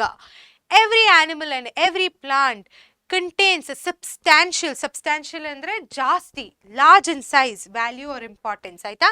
Substantial proportion of free and combined water. ನಮ್ಮ ದೇಹದಲ್ಲಿ ನೀರಿನ ಅಂಶ ಯಾವಾಗಲೂ ಇರುತ್ತೆ. ನಮ್ಮ ದೇಹದಲ್ಲಿ ಯಾಕೆ, ಯಾವುದೇ ಪ್ರಾಣಿ ಆಗಿರಲಿ, ಪಕ್ಷಿ ಆಗಿರಲಿ, ಗಿಡ ಆಗಿರಲಿ, ಮರ ಆಗಿರಲಿ, ಎಲ್ಲರ ಬಾಡಿಲಿ ಕೂಡ ಎಲ್ಲರ ಒಳಗೆ ಒಂದು ರೀತಿಲಿ ಫ್ರೀ ಅಥವಾ ಕಂಬೈನ್ಡ್ ವಾಟರ್ ಪ್ರೆಸೆಂಟ್ ಇದ್ದೇ ಇದೆ. ಆ್ಯಂಡ್ ನಾವು ಯಾವುದೇ ಥರದ ಫಿಸಿಯಾಲಜಿಕಲ್ ಆ್ಯಕ್ಟಿವಿಟಿ ನಡೆಯೋದಾಗಿರಲಿ, ಕೂತ್ಕೊಳ್ಳೋದಾಗಿರಲಿ, ಏನೋ ಕೆಲಸ ಮಾಡೋದಾಗಿರಲಿ ಮಾಡೋಕ್ಕಾಗಲ್ಲ ನಮ್ಮಲ್ಲಿ ನೀರಿಲ್ದರೆ. ತುಂಬ ಡಿಹೈಡ್ರೇಟ್ ಆಗಿಬಿಟ್ರೆ ಸಾವು ತನಕ ಹೋಗುತ್ತದು. ಸೊ ನೀರಿನ ಅಂಶ ತುಂಬ ಇಂಪಾರ್ಟೆಂಟು ನಮ್ಮ ದೇಹಕ್ಕೆ ನಾರ್ಮಲಾಗಿ ಕೆಲಸ ಮಾಡಬೇಕು ಅಂದರೆ. ನಡೀರಿ ಮುಂದಿನ ಪ್ಯಾರಾನ ಓದೋಣ. ಇವಾಗ ಮುಂದಿನ ಪ್ಯಾರಾ 10ನೇ ಪ್ಯಾರದಲ್ಲಿ ಅವರು ವಾಟರ್ ಬಗ್ಗೆ ಹೇಳ್ತಾ ಇದ್ದಾರೆ. ನಮ್ಮ ದೇಹಕ್ಕೆ ಎಷ್ಟು ಇಂಪಾರ್ಟೆಂಟ್ ಅಂತ ಹೇಳ್ತಾರೆ. Water is the basis of all life. ನಮ್ಮೆಲ್ಲರ ಜೀವನದ ಬೇಸಿಸ್ಸೇ water. Every animal and every plant contain a substantial proportion of free and combined water in its body, and no kind of physiological activity is possible in which fluid does not play an essential part. ಹೇಳ್ತಾ ಇದ್ದಾರೆ ಎಲ್ಲ ಥರದ animals ಆಗಿರಲಿ, human beings ಆಗಿರಲಿ, plants ಆಗಿರಲಿ, ನೀರಿನ ಅಂಶ ಅವರಲ್ಲಿ ಇದ್ದೇ ಇರುತ್ತೆ. ಯಾವ ಥರ ಇರುತ್ತೆ, ಫ್ರೀ ಆಗಿರುತ್ತೆ ಇಲ್ಲ ಕಂಬೈನ್ಡ್ ಆಗಿರುತ್ತೆ. ನೀವು ಯಾವಾಗಾದರೂ ಯೋಚಿಸ್ತೀರಾ ನಮ್ಮಲ್ಲಿ ನೀರಿಲ್ದರೆ ಏನಾಗುತ್ತೆ, ನಾವು ಯಾವುದೇ ಥರದ ಆ್ಯಕ್ಟಿವಿಟಿ ನಾವು ಮಾಡೋಕ್ಕಾಗಲ್ಲ, ಅಷ್ಟು ಇಂಪಾರ್ಟೆಂಟು ನೀರು ನಮಗೆ. Water is of course necessary for animal life. Animal ಲೈಫ್ಗೋಸ್ಕರ ಕೂಡ ನೀರು ತುಂಬ important. While moisture in the soil is equally imperative for the life and growth of plants and trees. ನೀವು ನೋಡಿರ್ಬೋದಲ್ಲ, ನಿಮ್ಮ ಮನೇಲಿ ಒಂದು ಪಾಟ್ ಇಟ್ಟಿದ್ರೆ ಅದಕ್ಕೆ ನೀವು ನೀರು ಹಾಕಿದರೆ ಡ್ರೈ ಆಗಿಬಿಡುತ್ತೆ ಸಾಯಿಲು. ಅದಾಗಿದ್ದಾಗ ಏನಾಗುತ್ತೆ, ಪ್ಲಾಂಟ್ ಏನು ಬೆಳೆಸ್ತಿದ್ರೆ ಅದು ಸತ್ತೋಗುತ್ತೆ. ಆ ನೀರಲ್ಲಿ, ಆ ಪರ್ಟಿಕ್ಯುಲರ್ ಸಾಯಿಲಲ್ಲಿರೋ ಮಾಯ್ಶ್ಚರು ತುಂಬ ಇಂಪಾರ್ಟೆಂಟು ನಿಮ್ಮ ಪ್ಲಾಂಟ್ ಲೈಫ್ಗೆ, ಆಮೇಲೆ ಅದ್ರ ಗ್ರೋತ್ ಕೂಡ. ಸೊ ನೀರು ಎಲ್ಲ ಥರದ ಲಿವಿಂಗ್ ಥಿಂಗ್ಸ್ಗೆ ತುಂಬ important. The preservation and utilisation of water is thus the fundamental for human welfare. Apart from artesian water, the ultimate source in all cases is rainfall and snowfall. So ನಾವೇನಾಗುತ್ತೆ, ನಮ್ಗೆ ಇದಿಷ್ಟು important, ನಮಗೆ ಗೊತ್ತಲ್ಲ ಇವಾಗ ನೀರು ಎಷ್ಟು important ಅಂತ. ನಮ್ಗೆ important ಅಂತ ಗೊತ್ತಾದ್ಮೇಲೆ ಅದನ್ನು ಹೆಂಗೆ ಯುಟಿಲೈಸ್ ಮಾಡ್ತೀವಿ, ಹೆಂಗೆ ಪ್ರಿಸರ್ವ್ ಮಾಡ್ತೀವಿ ಅನ್ನೋದನ್ನು ನಾವು ನೋಡ್ಕೊಬೇಕು. ನಾವು ಯಾವ ನೀರನ್ನ ಯುಟಿಲೈಸ್ ಮಾಡೋದು, ಜಾಸ್ತಿ ಆರ್ಟಿಸಿಯನ್ ವಾಟರ್ ಅಂದರೆ ನಿಮ್ಮ ಅಂಡರ್ಗ್ರೌಂಡ್ ವಾಟರ್, ನಿಮ್ಮ ಭೂಮಿ ಮೇಲಿರೋ ನೀರು, ನಿಮ್ಮ ಬೋರ್ವೆಲ್ಲೆಲ್ಲ ಕೆತ್ತಿ ಯೂಸ್ ಮಾಡ್ತೀವಲ್ಲ ನೀರು, ಅದನ್ನು ಆರ್ಟಿಸಿಯನ್ ವಾಟರ್ ಅಂತ ಕರಿತೀವಿ. ಅದೇ ಅಲ್ಟಿಮೇಟ್ ಸೋರ್ಸ್ ಅಂತ ಹೇಳ್ತಾ ಇದ್ದಾರೆ ಸಿ ವಿ ರಾಮನ್ ಅವರು. ಜೊತೆಗೆ ಏನು, ರೇನ್ಫಾಲು ಮತ್ತು ಸ್ನೋಫಾಲ್, ಇದೆರಡಿಂದ ಬರೋ ನೀರೇ ನಾವು ಕುಡಿಬೋದು, ನಾವು ನಮ್ಮ ಕಾರ್ಯಗಳಿಗೆ ಯೂಸ್ ಮಾಡ್ಕೊಳ್ಬೋದು ಅಂತ ಹೇಳ್ತಾ ಇದ್ದಾರೆ. ಮಚ್ ಆಫ್ ಇಂಡಿಯನ್ ಅಗ್ರಿಕಲ್ಚರ್, ನಮ್ಮ ಇಂಡಿಯನ್ ಅಗ್ರಿಕಲ್ಚರ್ ಏನಿದೆ, depends on seasonal rainfall and is therefore very sensitive to any failure or irregularity of the same. ನಮ್ಮ ಅಗ್ರಿಕಲ್ಚರ್ ಏನಿದೆ, ಇಂಡಿಯನ್ ಅಗ್ರಿಕಲ್ಚರು, ಅದು ಡಿಪೆಂಡೆಂಟ್ ಆಗಿರೋದೇ ರೇನ್ಫಾಲ್ ಮೇಲೆ. ಆ್ಯಂಡ್ ನಮ್ಮ ದೇಶದಲ್ಲಿ ರೇನ್ಫಾಲ್ ಯಾವಾಗಲೂ ಆಗುತ್ತಾ, ಇಲ್ಲ, ಸ್ವಲ್ಪ ಸೀಸನ್ಸಲ್ಲಿ ಮಾತ್ರ ಆಗೋದು. ಮೇನ್ಲಿ ಮಾನ್ಸೂನ್ ಸೀಸನಲ್ಲಿ ತುಂಬ ಮಳೆಗಳು ಬರುತ್ತೆ. ಸೊ ಈ ಮಳೆ ಬಂದಾಗ್ಲೇ ನಾವು ಇಂಡಿಯನ್ ಅಗ್ರಿಕಲ್ಚರ್ನ ಫಾಲೋ ಮಾಡೋಕ್ಕಾಗೋದು, ಅದು ಕರೆಕ್ಟಾಗಿ ಅದೇನೇನಿದೆ ಅದು ಆಗೋದು. ಈ ಮಳೆ ಬರ್ದೇರೆ ಏನಾಗುತ್ತೆ, ಅಗ್ರಿಕಲ್ಚರ್ ಸ್ಟಾಪ್ ಆಗಿಬಿಡುತ್ತೆ, ನಮ್ಮ ಅಗ್ರಿಕಲ್ಚರ್ ಎಫೆಕ್ಟ್ ಕೂಡ ಆಗುತ್ತೆ. ಸೊ ಸೀಸನಲ್ ರೇನ್ಫಾಲ್ ಏನಿದೆ ಅದ್ರ ಮೇಲೆ ತುಂಬ ಡಿಪೆಂಡೆನ್ಸಿ ಇದೆ ನಮ್ಮ ಕಂಟ್ರೀಲಿ ಅಂತ ಹೇಳ್ತಾ ಇದ್ದಾರೆ. The problem of soil erosion of inadequate or irregular rainfall are closely connected. Inadequate ಅಂದರೆ ತುಂಬ ಒಂದ್ಸತಿ ಬರೋದು, ಒಂದ್ಸತಿ ಬರದೇ ಇರೋದು, ಒಂದ್ಸತಿ ಕಡಿಮೆ ಬರೋದು. ಇರ್ರೆಗ್ಯುಲರ್ ಆ್ಯಂಡ್ ಇನ್ಅಡಿಕ್ವೇಟ್ ರೇನ್ಫಾಲ್ ಏನಿದೆ ಅದು ಸಾಯಿಲ್ ಇರೋಷನ್ ಜೊತೆ ಕನೆಕ್ಟೆಡ್ ಆಗಿದೆ ಅಂತ ಹೇಳ್ತಾ ಇದ್ದಾರೆ ಸಿ ವಿ ರಾಮನ್ ಅವರು. It is clear that the adoption of techniques preventing soil erosion would also help to conserve and keep the water where it is wanted. Now soil erosion ಗೆ use ಮಾಡುವಂಥ preventive techniques ಏನಿದೆ ಅದು ನಮಗೆ ನೀರನ್ನು conserve ಮಾಡೋಕ್ಕೆ ಕೂಡ help ಆಗುತ್ತೆ ಅಂತ ಹೇಳ್ತಾ ಇದ್ದಾರೆ. In other words, on and in the soil and such techniques therefore serve a double purpose. ಈ ನೀರೇನಿದೆ ಸಾಯಿಲಲ್ಲೇ ಇರೋಂಗೆ ಅದು ಎನ್ಶ್ಯೂರ್ ಮಾಡುತ್ತೆ. ಅದರಿಂದ ಈ ಪರ್ಟಿಕ್ಯುಲರ್ ಟೆಕ್ನಿಕ್ಸ್ ಏನಿದೆ ನಾವು ಮಾತಾಡಿದ್ವಲ್ಲ ಹಿಂದಿನ ಪ್ಯಾರಾಗ್ರಾಫಲ್ಲಿ, ಅದು ಡಬಲ್ ಪರ್ಪಸ್ ಸರ್ವ್ ಮಾಡುತ್ತೆ ಅಂತ ಸಿ ವಿ ರಾಮನ್ ಅವರು ಹೇಳ್ತಾ ಇದ್ದಾರೆ. ಸೊ ಯಾವಾಗಲೂ ಜ್ಞಾಪಕ ಇಟ್ಕೊಳ್ಳಿ, ರೇನ್ಫಾಲು ಮತ್ತು ಸ್ನೋಫಾಲ್ ಏನಿದೆ ಅದರಿಂದನೇ ನಮ್ಮ ಇಂಡಿಯನ್ ಅಗ್ರಿಕಲ್ಚರ್ಗೆ ಇದು ಬರ್ತಾ ಇರೋದು, ಎಸ್ಪೆಷಲಿ ಸೀಸನಲ್ ರೇನ್ಫಾಲಿಂದ. ಆ್ಯಂಡ್ ನಾವು ಯೂಸ್ ಮಾಡೋವಂಥ water artesian water the ultimate source in the case of rain and snowfall. ಆಯಿತಾ? ಸೊ ಮುಂದೋದೋಣ. 11th paragraph ಅಲ್ಲಿ, it is evident however that in a country having only seasonal rainfall, an immense quantity of rainwater must necessarily run off the ground.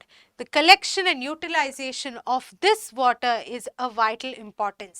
So now ಒಂದು ಸೀಸನಲ್ಲಿ ಮಳೆ ಬರುತ್ತೆ, ಒಂದು ಸೀಸನಲ್ಲಿ ಬಂದಾಗ ನಾವು ಇದನ್ನು ಹೆಂಗೆ ಕನ್ಸರ್ವ್ ಮಾಡ್ತೀವಿ, ಹೆಂಗೆ ಯೂಟಿಲೈಸ್ ಮಾಡ್ತೀವಿ ಅಂತ ತುಂಬ ಇಂಪಾರ್ಟೆಂಟು. ನಾವು ಇವಾಗ ಇದನ್ನು ಕನ್ಸರ್ವ್ ಮಾಡಿದರೆ, ಇದನ್ನು ಕೂಡಿಟ್ಕೊಳ್ದರೆ ಮುಂದಿನ ಸೀಸನ್ಗಳಿಗೆ ಪ್ರಾಬ್ಲಮ್ ಆಗುತ್ತೆ. ಆ್ಯಂಡ್ ನಾವು ಇದನ್ನು ಸುಮಾರು ಸತಿ ನೋಡಿದ್ದೀವಿ.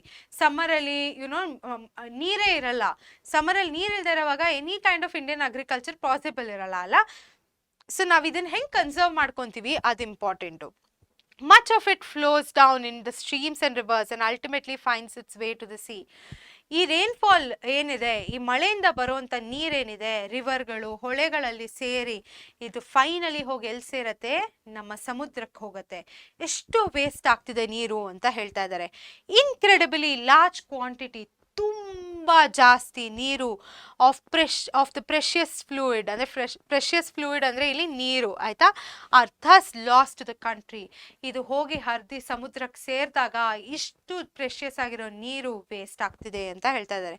ದಿ ಹಾರ್ನೆಸ್ಸಿಂಗ್ ಅಂದರೆ controlling and putting it in to use ಅಂತ ಆಫ್ ಆರ್ ರಿವರ್ಸ್, ನಮ್ಮ ರಿವರ್ಸ್ನ ನಾವು ಕಾಪಾಡಬೇಕು ಅಂತ ಹೇಳ್ತಾ ಇದ್ದಾರೆ. ದ ವಾಟರ್ಸ್ ಆಫ್ ವಿಚ್ ನಾವು ಮೋಸ್ಟ್ಲಿ ರನ್ ಟು ವೇಸ್ಟ್, ಆ ನೀರು ಹೋಗಿ ಹೋಗಿ ಸಮುದ್ರಕ್ಕೆ ಸೇರ್ತಿದೆ, ಅದು ವೇಸ್ಟ್ ಆಗ್ತಿದೆ. is a great national problem which must be considered and dealt with on a national line. So ಈ ನದಿಲಿ ಹರ್ಕೊಂಡು ಹೋಗುವಂಥ ನೀರು ಹೆಂಗೆ ಸಮುದ್ರಕ್ಕೆ ಜಾಯಿನ್ ಆಗ್ತಿದೆ, ಇದನ್ನು ಹೆಂಗೆ ಹಾರ್ನೆಸ್ ಮಾಡಬೇಕು, ಇದು ಒಂದು ನ್ಯಾಷನಲ್ ಕನ್ಸರ್ನು ಆ್ಯಂಡ್ ಇದನ್ನು ನಾವು ನ್ಯಾಷನಲ್ ಲೈನ್ಸಲ್ಲಿ ಓದಬೇಕು ಅಂತ ಹೇಳ್ತಾ ಇದ್ದಾರೆ. Vast areas of land which are at present are mere scrub jungles ಅಂದ್ರೆ ಏನು, forest consisting of stunted trees. So ತುಂಬ ಫಾರೆಸ್ಟಲ್ಲಿ ಸ್ಟಂಟೆಡ್ ಟ್ರೀಸ್ ಇರುತ್ತೆ. ಈ ಮಾಸ್ ಲ್ಯಾಂಡ್ ಏನಿದೆ could be turned in to fertile prosperous country by courageous and well planned action. ನಾವು ಈ ಫಾರೆಸ್ಟ್ಗಳನ್ನ, ಈ ಸ್ಕ್ರಬ್ ಜಂಗಲ್ಸ್ನ ಒಂದು ಪ್ಲ್ಯಾನಿಂದ ಅಪ್ರೋಚ್ ಮಾಡಿ ಅದನ್ನು ರೀಕ್ರಿಯೇಟ್ ಮಾಡಬೇಕು, ಇನ್ನು ಫರ್ಟೈಲ್ ಮಾಡಬೇಕು ಅಂತ ಹೇಳ್ತಾ ಇದ್ದಾರೆ. ಇದು ಒಂದು ವೆಲ್ ಪ್ಲ್ಯಾನ್ಡ್ ಆ್ಯಕ್ಷನ್ ಆಗುತ್ತೆ. ಮುಂದೆ ನೋಡೋಣ. Closely connected with the conservation of water supply is the problem of afforestation.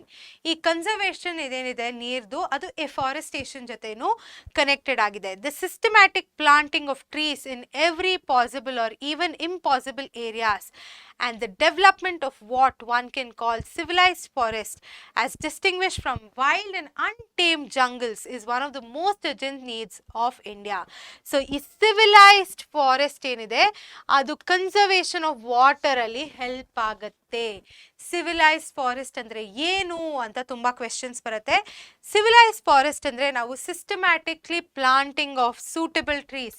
ಇವಾಗ ಒಂದು ಜಾಗದಲ್ಲಿ ಯಾವ ಥರ ಟ್ರೀಸ್ನ ಪ್ಲಾಂಟ್ ಮಾಡಬೇಕು ಅದೇ ಟ್ರೀಸ್ನ ನಾವು ಸಿಸ್ಟಮ್ಯಾಟಿಕ್ ಆಗಿ ಪ್ಲಾಂಟ್ ಮಾಡಿದ್ರೆ ಸಾಯಿಲ್ ಇರೋಷನ್ ಆಗಿರಲಿ, ಈ ನೀರನ್ನ ಕನ್ಸರ್ವ್ ಮಾಡೋದಾಗಲಿ ತುಂಬ ಹೆಲ್ಪ್ ಆಗುತ್ತೆ. ಆ ಸಾಯಿಲು ಆ ನೀರನ್ನ ಅಬ್ಸರ್ವ್ ಮಾಡ್ಕೊಂಡು ಇಟ್ಕೊಳ್ಳುತ್ತೆ ಅಂತ ಹೇಳ್ತಾ ಇದ್ದಾರೆ.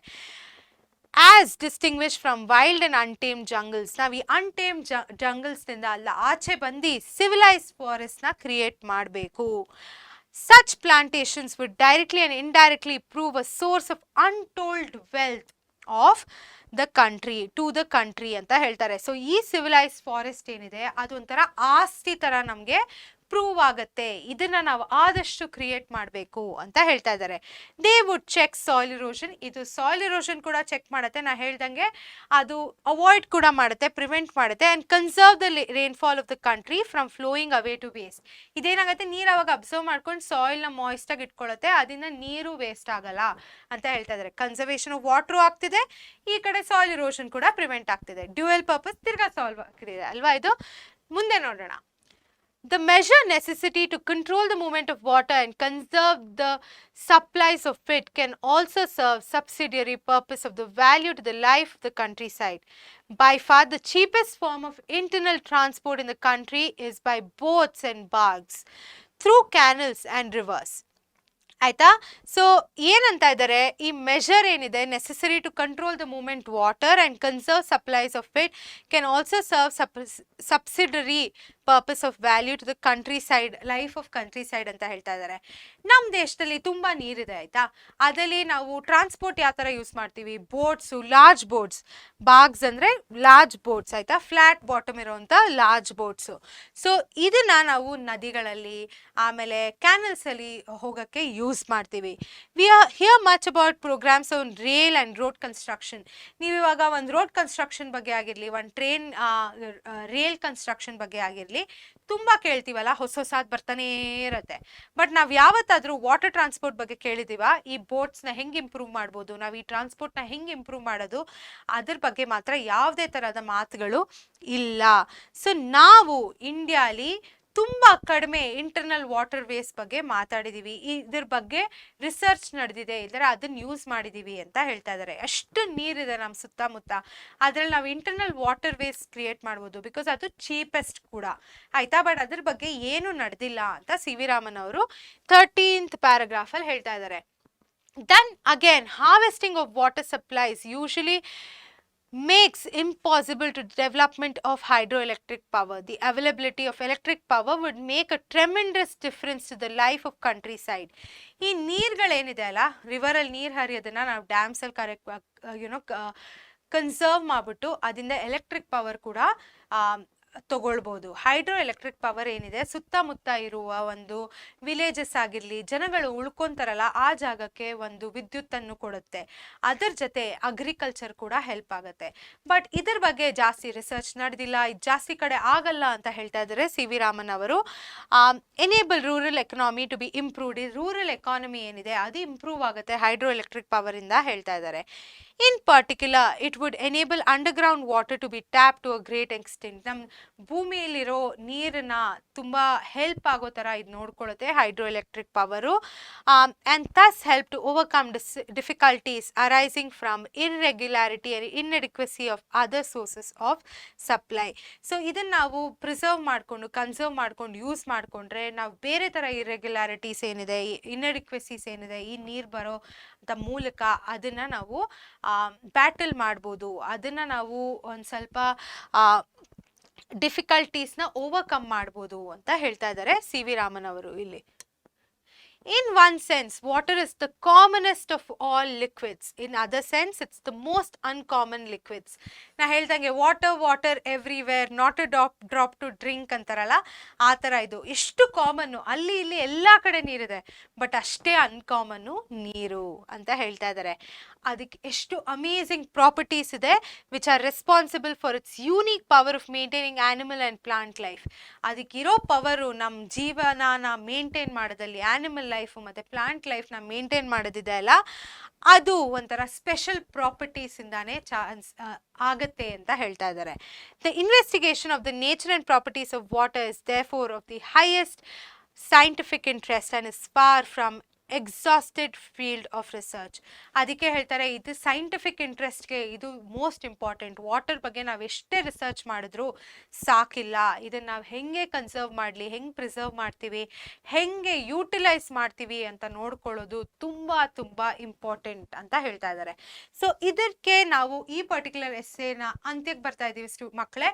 ಇಲ್ಲಿ ನಾವೇನೇನು ಕಲ್ತಿದ್ದೀವಿ, ಸಾಯಿಲ್ ಇರೋಷನ್ ಬಗ್ಗೆ ಕಲ್ತ್ವಿ, ವಾಟರ್ನ ಹೆಂಗೆ ಕನ್ಸರ್ವ್ ಮಾಡೋದು, ಯೂಟಿಲೈಸ್ ಮಾಡೋದು ಅದ್ರ ಬಗ್ಗೆ ಕಲ್ತ್ವಿ, ಸಾಯಿಲ್ ಇರೋಷನ್ ದ ಕಾಸಸ್ ಪ್ರಿವೆನ್ಷನು, ಮತ್ತೆ ರೇನ್ ಫೆಡ್ ಟ್ಯಾಂಕ್ಸ್ ಮತ್ತು ನೈಲ್ ವ್ಯಾಲಿ ಬಗ್ಗೆ ಕೂಡ ನಾವು ನೋಡಿದ್ದೀವಿ. ಇದೆಲ್ಲ ಈ ಲೆಸನ್ನ ಭಾಗಗಳು. ನಾನು ಮುಂದಿನ ಕ್ಲಾಸಲ್ಲಿ ಸಮರಿ ಕೂಡ ಹೇಳ್ತೀನಿ. ಅದಕ್ಕಿಂತ ಮೊದಲು, ಕ್ಲಾಸ್ ಎಂಡ್ ಮಾಡೋಕ್ಕಿಂತ ಮೊದಲು ನನಗೆ ನಿಮಗೆ ಕೇಳೋಕ್ಕೆ 2 ಕ್ವೆಶನ್ಸ್ ಇದೆ. ಈ ಕ್ವೆಶನ್ನ ಖಂಡಿತ ಓದಿ ಆನ್ಸರ್ ಮಾಡಿ. ಇದೊಂದು ಮಲ್ಟಿಪಲ್ ಚಾಯ್ಸ್ ಕ್ವೆಶನ್ನು. ನಾನು ಇದನ್ನು ಪ್ರೀವಿಯಸ್ ಇಯರ್ ಕ್ವೆಶನ್ ಪೇಪರಿಂದ ತೆಗೆದಿರೋದು. According to C V Raman, the true elixir of life is. True elixir of life ಅಂದರೆ ಏನು? ನಾನು ಮೊದಲನೇ ಪ್ಯಾರಾಗ್ರಾಫಲ್ಲಿ ನಿಮಗೆ ಎಕ್ಸ್ಪ್ಲೇನ್ ಮಾಡಿದ್ದೆ. ಎ ಸಾಯಿಲಾ? ಇಲ್ಲ. ರೇನ್ ಫೆಡ್ ಟ್ಯಾಂಕ್ಸಾ? ಇಲ್ಲ. ಸಿವಿಲೈಸ್ಡ್ ಫಾರೆಸ್ಟ್ ಇಲ್ಲ. ಆನ್ಸರ್ ಏನು? Plain water. ನೋಡೋಣ ಆನ್ಸರ್ನ ಇವಾಗ. ಎಸ್, ಡಿ ಪ್ಲೇನ್ ವಾಟರ್ ಏನಿದೆ ಅದು ಇದರ ಆನ್ಸರು. ಇದನ್ನ ಮಾಡೆಲ್ ಕ್ವೆಶ್ಚನ್ ಪೇಪರ್ 21-22 ಕೇಳಿದ್ರು. ಮುಂದಿನ ಕ್ವೆಶನ್ ನೋಡೋಣ. The writer CV Raman compares water in a landscape to. ನಾನು ಹೇಳಿದ್ದೀನಿ ಇದ್ರ ಬಗ್ಗೆ ಕ್ವೆಶನ್ಗಳು ಬರುತ್ತೆ ಅಂತ, ನಿಮಗೆ ಜ್ಞಾಪಕ ಇದೆಯಾ? ಈ ನೀರೇನಿದೆ ಕ್ಯಾಚ್ಮೆಂಟ್ ಏರಿಯಾಲಿ ಅದನ್ನ ಯಾವ್ದಕ್ಕೆ ಕಂಪೇರ್ ಮಾಡ್ತಾರೆ CV ರಾಮನ್ ಅವರು? ಆಪ್ಷನ್ಸ್ ನಿಮ್ಗೆ ಗೊತ್ತಿದ್ರೆ ಆನ್ಸರ್ನ ಕಾಮೆಂಟ್ ಸೆಕ್ಷನ್ ಅಲ್ಲಿ ಹಾಕಿ. Options: human eye, B beautiful girl, C sunshine and D human mood. ಆಯ್ತಾ? ಆನ್ಸರ್ ಏನು? A human I. ಇದನ್ನ 2021 ಕ್ವೆಶ್ಚನ್ ಪೇಪರ್ ಅಲ್ಲಿ ಕೇಳಿದ್ರು. Answer A human I. ಅವ್ರ ನೀರು ಲ್ಯಾಂಡ್ಸ್ಕೇಪ್ ಅಲ್ಲಿರೋ ನೀರನ್ನ ಹ್ಯೂಮನ್ ಐಸ್ಗೆ ಕಂಪೇರ್ ಮಾಡ್ತಾರೆ. ಇದ್ರ ಜೊತೆಗೆ ನಾವು ಈ ಕ್ಲಾಸಿನ ಅಂತ್ಯಕ್ಕೆ ಬಂದಿದ್ದೀವಿ. ನಾನು ನಿಮ್ಮನ್ನ ತಿರ್ಗಾ ಭೇಟಿ ಮಾಡ್ತೀನಿ ಮುಂದಿನ ಕ್ಲಾಸಲ್ಲಿ ಒಂದು ಸಮರಿ ವಿಡಿಯೋ ಜೊತೆ. ಇದನ್ನ ನಾನು ಈ ಪರ್ಟಿಕ್ಯುಲರ್ ಲೆಸನ್ನ ತುಂಬ ಶಾರ್ಟ್ ಆಗಿ, ಸಿಂಪಲ್ ಆಗಿ, ಕ್ರಿಸ್ಪ್ ಆಗಿ ನಿಮ್ಗೆ ತಿರ್ಗಾ ಸಮ್ಮರೈಸ್ ಮಾಡ್ತೀನಿ, ಸಾರಾಂಶವನ್ನು ಕೊಡ್ತೀನಿ. ಅದನ್ನು ಕೂಡ ನೋಡಿ, ಮಿಸ್ ಮಾಡಲೇಬೇಡಿ. ತಿರ್ಗಾ ಭೇಟಿ ಆಗೋಣ. ಟಾಟಾ, ಬಾಯ್ ಬಾಯ್.